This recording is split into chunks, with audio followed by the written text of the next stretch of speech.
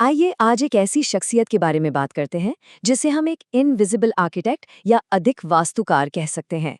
इनके एब्स्ट्रैक्ट विचारों ने एक तरह से हमारी फिजिकल दुनिया का पूरा ब्लूप्रिंट तैयार किया। ये एक ऐसी मैथमेटिकल लेगेसी है जिसके बिना हमारी मॉडर्न दुनिया शायद ऐसी दिखती ही नहीं। चलिए इस कमाल के सफर पर चलते हैं। जरा सोचिए, high speed bullet trains, Paris का आलीशान आईफिल टावर और हमारे मॉडर्न इलेक्ट्रिकल ग्रिड्स में आखिर क्या कॉमन हो सकता है? सुनने में थोड़ा अजीब लगता है ना? पर इसका जवाब हमें सीधे 18वीं सेंचुरी के एक जीनियस गणितज्ञ के दिमाग तक ले जाता है, और उनका नाम है लियोनार्ड ऑयलर। इनकी ब्रिलियंस का अंदाजा आप इस बात से लगा लीजिए कि महान फिजिसिस्ट रिचर्ड फाइनमैन ने ऑयलर के एक फॉर्मूला को लिटरली गणित का सबसे अद्भुत फॉर्मूला यानी the most remarkable formula in mathematics कहा था।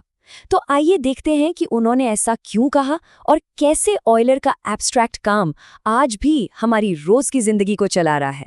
तो शुरुआत करते हैं हमारे पहले टॉपिक से, एसी सर्किट्स और कॉम्प्लेक्स नंबर्स। बेसिकली यही वो चीज़ है जिससे हमारा इलेक्ट्रिकल ग्रिड कंट्रोल में रहता है। ये जानना वाकई हैरान करता है कि कैसे इतनी कॉम्प्लेक्स और अमूर्त math practically modern electrical grid की फाउंडेशन बन जाती है।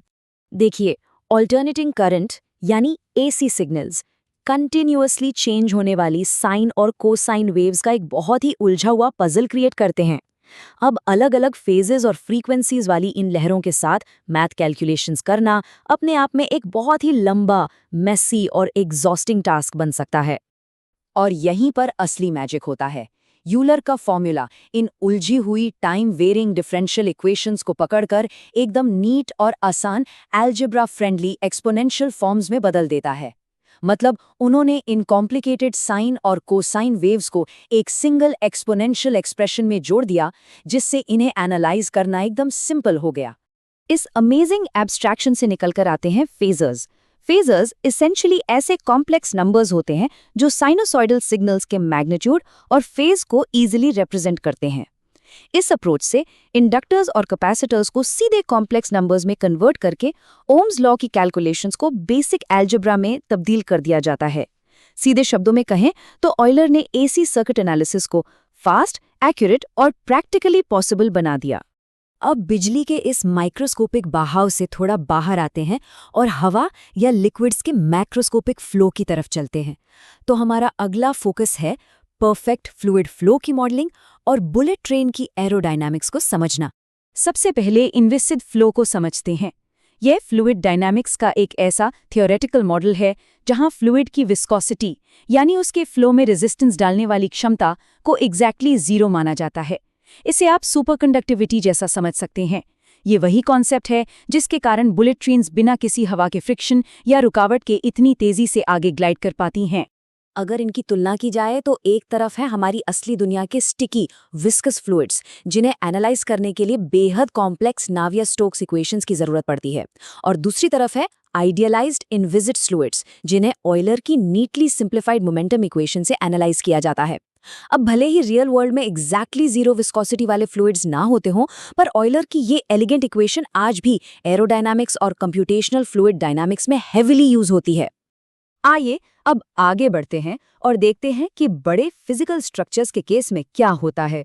चलिए समझते हैं कि कैसे यूलर की मैथमेटिक्स सचमुच में विशाल इमारतों और मॉन्यूमेंट्स को स्टेबली खड़ा रखती है।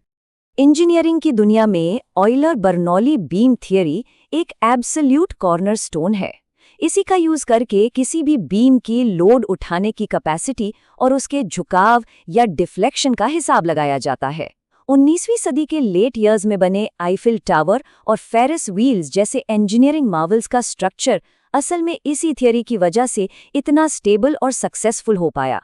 ऑयलर का बकलिंग फॉर्मूला बिल्कुल सटीक तरीके से प्रिडिक्ट करता है कि एक पतला कॉलम आखिर किस क्रिटिकल पॉइंट पर अचानक साइडवेज झुक जाएगा या बकल हो जाएगा।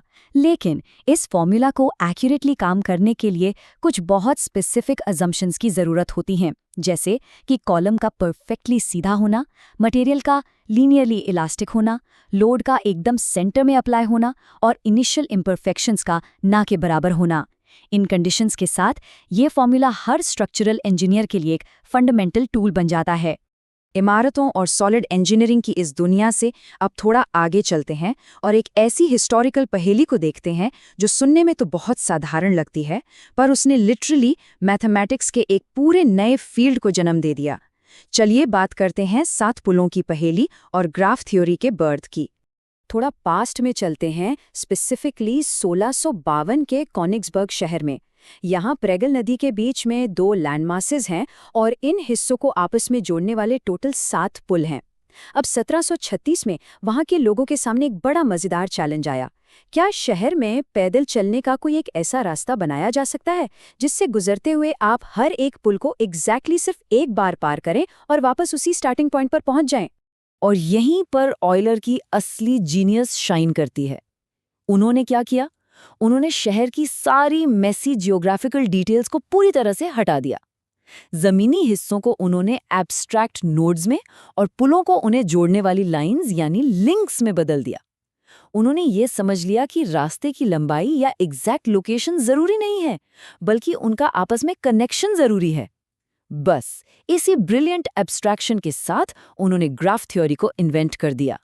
उनका लॉजिक बेहद सिंपल और फुल प्रूफ था। देखिए, अगर किसी भी नोड में एंटर करना है तो एक लिंक चाहिए और बाहर निकलने के लिए दूसरा लिंक चाहिए। इसका मतलब है कि अगर आपको सारे लिंक्स को क्रॉस करना है तो ऑलमोस्ट सभी नोड्स के पास इवन यानी सम संख्या में एजेस होने ही चाहिए। पर कॉनिग्सबर्ग के सारे 4 नोड्स के पास ऑड संख्या में एजेस थे। तो ऑयलर ने ग्रेसफुली प्रूव कर दिया कि ये पहेली मैथमेटिक्स के हिसाब से पूरी तरह इम्पॉसिबल थी। अब हम अपने इस एक्सप्लेनर के आखिरी और सबसे फैसिनेटिंग हिस्से पर आ गए हैं। यूलर ने अलग अलग फील्ड्स में जो इतना इनक्रेडिबल और विशाल काम किया है, आइए उसको एक बहुत ही प्रोफाउंडली यूनिफाइंग कॉन्सेप्ट में जोड़कर देखते हैं। इस इक्वेशन पर जरा गौर कीजिए। e⁻i पाई + 1 = 0। इसे ऑयलर्स आइडेंटिटी कहा जाता है। इसे मैथ का सबसे ब्यूटीफुल फॉर्मूला माना जाता है, और वो इसलिए क्योंकि ये अकेले ही मैथमेटिक्स के 5 सबसे फंडामेंटल कॉन्स्टेंट्स को एक साथ ब्यूटीफुली कनेक्ट कर देता है। e, i, पाई, 1 और 0 ये सब आपस में एक ही जगह जुड़ जाते हैं। ये साफ दर्शाता है कि नेचर और मैथमेटिक्स के रूल्स आपस में कितनी गहराई से इंटरकनेक्टेड हैं। आज के इस विश्लेषण को चलिए एक आखिरी सवाल के साथ खत्म करते हैं। अगर 18वीं सेंचुरी के एक गणितज्ञ के प्योरली एब्स्ट्रैक्ट विचार आज हमारे modern electrical grid, bullet trains और आईफिल टावर जैसे फिजिकल स्ट्रक्चर्स का आधार बन सकते हैं, तो जरा सोचिए आज की अमूर्त मैथमेटिक्स के पीछे कल की ऐसी कौन सी माइंड ब्लोइंग तकनीकें छिपी हुई हैं। है ना ये सोचने वाली बात? चलिए, उम्मीद है आपको ये जानकर मजा आया होगा। ऐसे ही कमाल के कॉन्सेप्ट्स के साथ आगे भी मिलते रहेंगे।